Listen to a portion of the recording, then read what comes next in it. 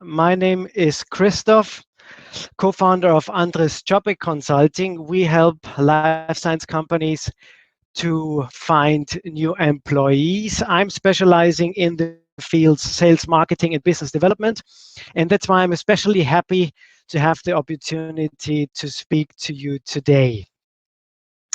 Today, I would like to give some general information about the pharmaceutical employment market and also some best practices for your recruitment.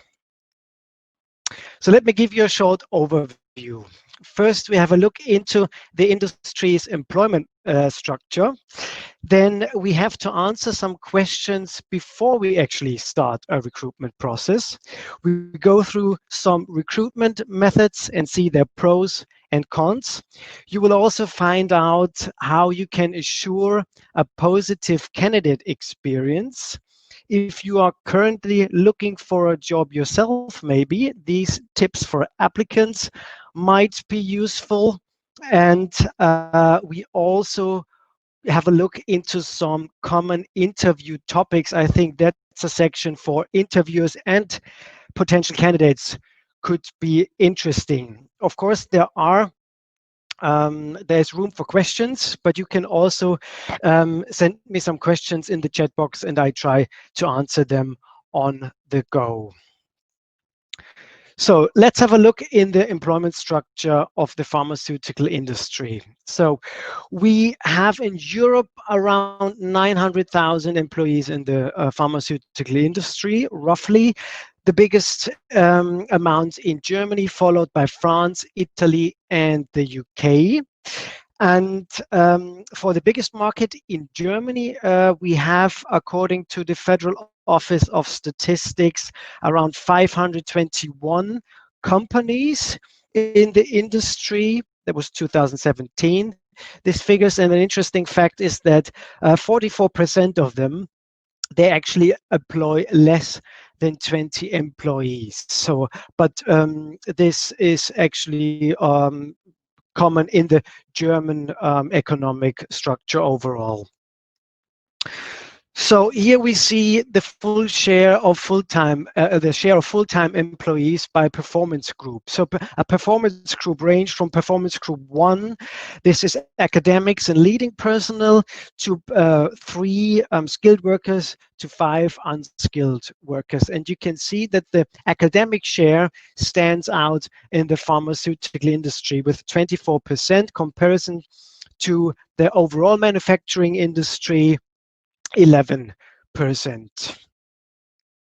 Good news for everyone working in the pharmaceutical industry, the wages are above the average of the manufacturing industry overall. And you can clearly see that especially leading personnel, academics, and complex tasks are better paid in pharma. In order to shape a successful organization, it's important to have diversity. And it seems that being 42% of the employees being female, the pharmaceutical industry seems to be an attractive employer for women. That's good, but there's still a lot to do in terms of diversity also in the pharmaceutical industry, especially in the management positions. Interesting fact, Novartis wanted to have an equal share in the management positions by 2023. So before we actually start recruiting, we have to answer some questions first. So let's see. First of all, stating the obvious, are there internal candidates available? Maybe. Is there someone you could promote into this position? Most companies, they want to employ from externally because they hope for a fresh perspective. That's true, but there are also risks involved. If maybe there is a top performer in the team and they thought, I deserve a promotion, they might feel unappreciated and leave the company. And also in Germany, at least, we have long notice periods. This could take a while until you have someone on board. So it's always worth looking into the own organization first if there is someone you could promote. Then a detailed job description. Some companies, they look for a job and they don't know exactly what they're looking for. So make sure that you have a detailed description of the job with the requirements, the objectives, and also the person. What are the personal attributes you need to fill this role? The more detailed, the better, because then it's easier for you in order to evaluate once you are in touch with potential candidates. Candidates want to know how the recruitment process look like. So make sure you know that before. How long does the recruitment process take roughly? How many stages? How many people would be involved? Who is involved? Is it online? Is it offline? So all this, you should give an overview before starting the recruitment process with the candidate. So once this is clarified, then obviously a very important question is where to get the candidates from, how to get in touch, what are suitable recruitment channels, and this is something we have a look into now. So there are a variety of recruitment methods. One of the most popular one is online job boards. You have two different types of job boards: general websites and specialized boards. Generalists like Monster and Stepstone, they combine a wide reach of wide reach to candidates and a fine selection criteria. Specialized boards are targeted to a certain target group. It could be a geographic area or a certain industry or skill. But there are a lot of different boards. In order to get the best out, the best results, I would recommend going through a media agency. There you can buy a package which includes several job boards, so you can spread your ad. And it's also a better value for money than choosing job boards separately. Going through a recruitment agency can speed up the process. A lot of time, hiring managers, or if it's a smaller organization, they don't have a big recruitment department. So recruitment agency, you give them the specification and they will deal with the overall recruitment process. This, you save a lot of time and you don't have to deal with it. They give the best candidates for your considerations and you have to choose. But be aware that the recruitment agency is your extended arm into the market. So you have to rely on that this agency presents your company in the best way. If they do a good job, this reflects good on your company. If they do a bad job, it reflects bad. So this is something you have to keep in mind when choosing a recruitment agency. The most jobs are actually filled over the own company career website. That's interesting, but it only works if you are a big corporate, if you have a brand where people look actively for jobs. Yeah, if you're Roche or Bayer, then it's easier. But if you're a small company and nobody knows the company, it's very unlikely that potential candidates would find your your job opportunities. Social networks promise a wide reach, like Sing, LinkedIn. It's a massive network. Mm, In order to get results, you need a paid version. The free version won't get you anywhere. And obviously, you need someone who actually understands the algorithm to get the best results out. And you need capacities that someone is approaching the candidates. It can be quite time consuming. The best recruitment channel you can imagine is the employee recommendation programs, because an employee of a company, the employee of a company would only recommend people where they think this might be a good fit also culturally. And statistically, these employees stay longer than hired elsewhere. At career fairs, you can present your company and makes job seekers aware of your job opportunities. It's a great way to find people at the beginning of their careers. On trade fairs like CPHI, hopefully it will take place again in the future. You mainly meet more experienced people, but maybe they are open for a new career perspective. So make sure they find out and publish your jobs at your booth. And you might think print media is old-fashioned. Well, it is kind of. For some searches, it might be a good recruitment channel for regional-based searches, for instance. Or you also find high-level management roles. mm, um, there might be at the management level there because it comes with seriosity with it. So considering cost and reach, I would um, go with a different recruitment channel.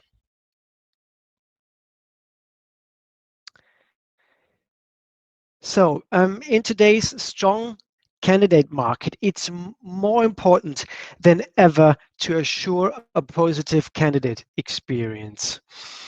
These points could help.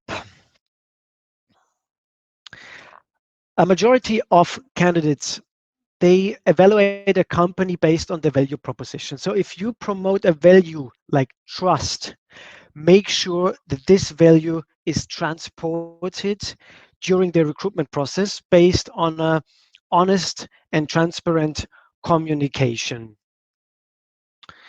The candidates, they want to find information fast. So design the job offer in a visible and accessible way. First of all, choose a channel where you can reach them, obviously, but also a candidate doesn't want to read a lot of flow text.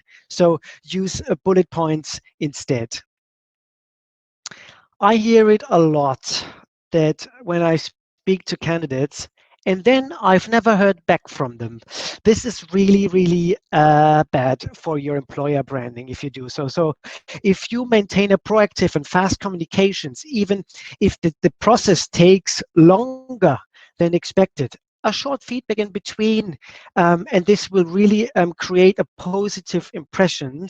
And a lot of company, I don't know, it's about the organization also, they have problems with it, so you can stand out in doing so.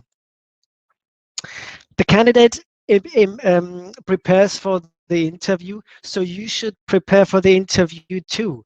I know you as a hiring manager, you don't have much time, you have a lot of stuff to do, but if if you have an interview, read the CV before very carefully. Think about what are the questions you want to ask, and and then you can focus on the candidate and not on the CV so much. And this will help you to build rapport with the candidate. And don't cut the interview, obviously. Sometimes you know it after 10, 15 minutes. This is not the right candidate for us. But nevertheless, if you schedule an interview for 60 minutes, you should do around 60 minutes, because otherwise this would leave the candidate with a bad feeling. In order to save time, don't waste time, I would schedule a really quick short interview, doing a video call in first stage.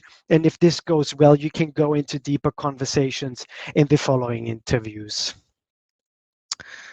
So if you are currently looking for a job, I have some tips for you that might be helpful.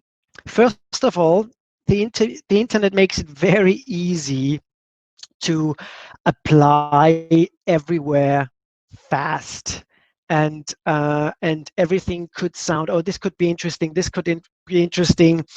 The CV you can send with one click, but in the pharma industry, really watch your reputation. I mean, in a family like industry, like the pharmaceutical industry, you meet twice or even more often during your career. So only apply for jobs where you have a good feeling. Not only consider the job itself, the role, also have a look into the company's culture, and does the job fit to your personal situation as well? Consider commuting times and so on. In do so, in order to decide which is the right job to apply for, obviously you have to do some research about the company and the job. Maybe you know people who work at a company. You can ask them or have worked. This is also something you can take into considerations. If you work with a recruitment agency, even better, they should have all informations you need. Most candidates, they have one CV and they send it out um, everywhere. So they want where they want to apply. But there are not every job is the same. So you might have a big skill set. You did business development in OTC, in RX, from alliance management, analytics, but this job might be in a certain, it goes into a certain direction. So really read carefully the job description and have a look if this is reflected in your CV. And make sure that the things that are really important for them is highlighted in the CV. So tailor the CV to the specific target group. That's very important.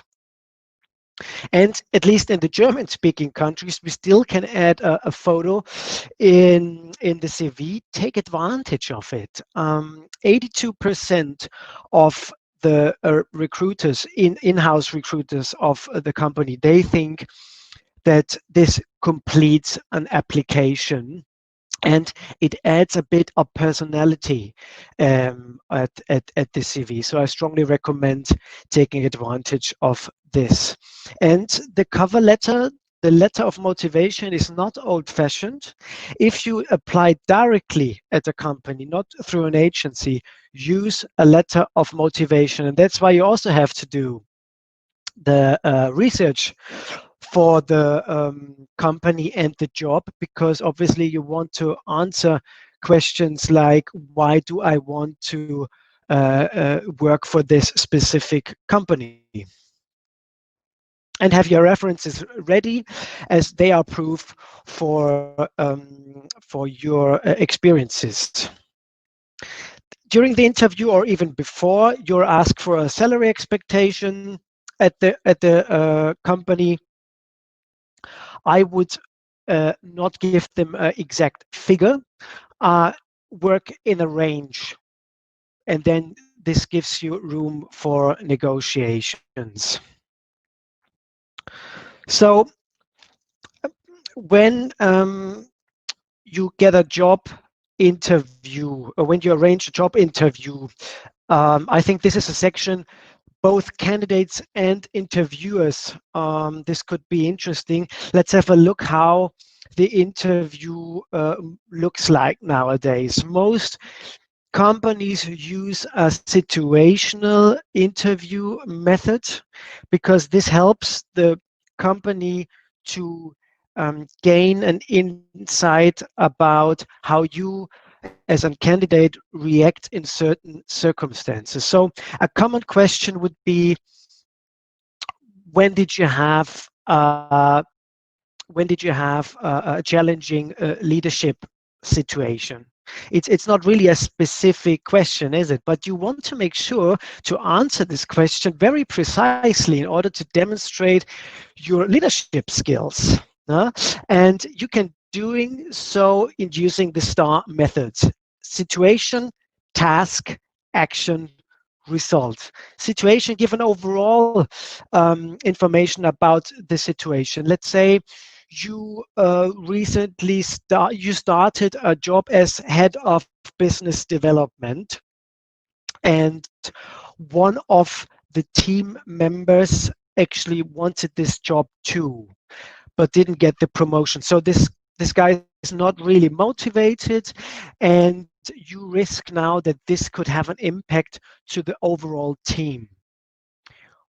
What was the actual task? Give an overview about your responsibilities as head of BD. In this company, this could be, I was responsible for the for all in-licensing projects, doing the strategy for it in order to fill the pipeline for the company, the product pipeline for the company, and leading a team of 4 people. One of them is this person, and you need this person because in order to reach the set targets, we need him because he's the most experienced guy. So my task was to get him back on a track. So what was your exact action? What was your personal contribution in order to solve this problem? Then you could say, I sat down with him, asked about his motivation, showed understanding for the situation, but also told him that I cannot change it now, but I really value as a player, and everyone in the team relies on you, and that you agreed that you give him more projects in order to lead the projects himself. And this led to a certain result. Let's say that we built a trustful relationship. This built a trustful relationship, and from this point on, he understood that he could benefit from my know-how, and from this point on he was motivated again, and we hit all targets. So this could be a situation that demonstrates your leadership skills, and you can use the STAR method for all skills in all areas. And we have a look what areas this could be. So common topics. This is obviously not an inclusive list. It's just a variety of topics I found. This is often part of an interview. 100% sure that motivation is part of the interview, because the company, as a company, you want to know why a candidate wants to leave a company. Is it a reorganization, or was it a performance issue, a personal issue maybe? So you want to know more about this, and you obviously want to know why is he or she motivated to join our company, or or do this specific task. So this away from motivation towards to motivation, this has to fit together.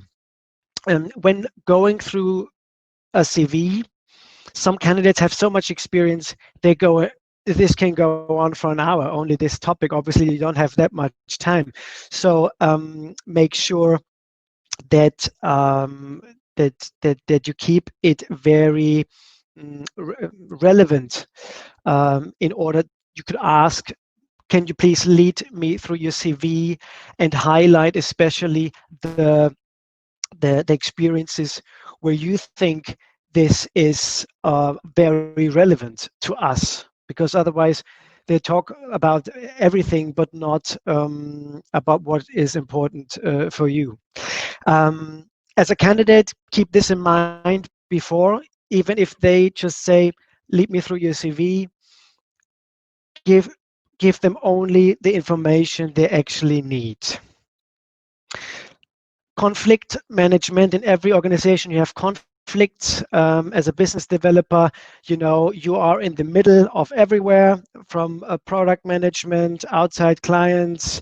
It's like you have a lot of occasions where you could have a conflict. So obviously you want to know if the person you would like to hire is able to solve a conflict in a professional manner. Ask for a specific situation in the past. When did he or she have a conflict? How did he go about it? And what was the result? Same with the critical ability. You want to attract candidates who don't see criticism negative. You want to hire people who see it as feedback, as the possibility to develop. Leadership experience, we had this example before already. And obviously, once you know this candidate is the right guy from a professional experience perspective, from a personal perspective, motivation fits as well. So you want to make sure that this investment lasts, obviously. So you can ask what does he or she need from you as a manager? What does he or she need from the company in order to be successful? And you can also ask, where do you see yourself in 5 years? That's also a classic question, in order to see, okay, how long can we um, expect work together? Obviously, you don't want to search for a new employee every 2 years. Questions. Normally, there are questions in the end of the of the of the interview, but I strongly recommend candidates to use questions not only in the end, ask them already before. Ask them, where do you see the challenges in this role? When you talk about your personal professional experience, ask, yeah, where do you see your challenges? Because then you get input about informations, what they need, what experience do they need, what challenges are they facing, and maybe you had to do a project before which is relevant, so you can tell them, and the overall interview will be more relevant for everyone. So this is the presentation, the session. I hope you enjoyed it, and I hope some of the info is valuable for you. Then I'm happy to answer questions right now. Obviously, if you don't have questions right now, we can meet in the networking event later. It was definitely a pleasure to have the opportunity to talk to you, business development professionals. It's a very exciting part of the industry, I think, and I really hope you have a great event.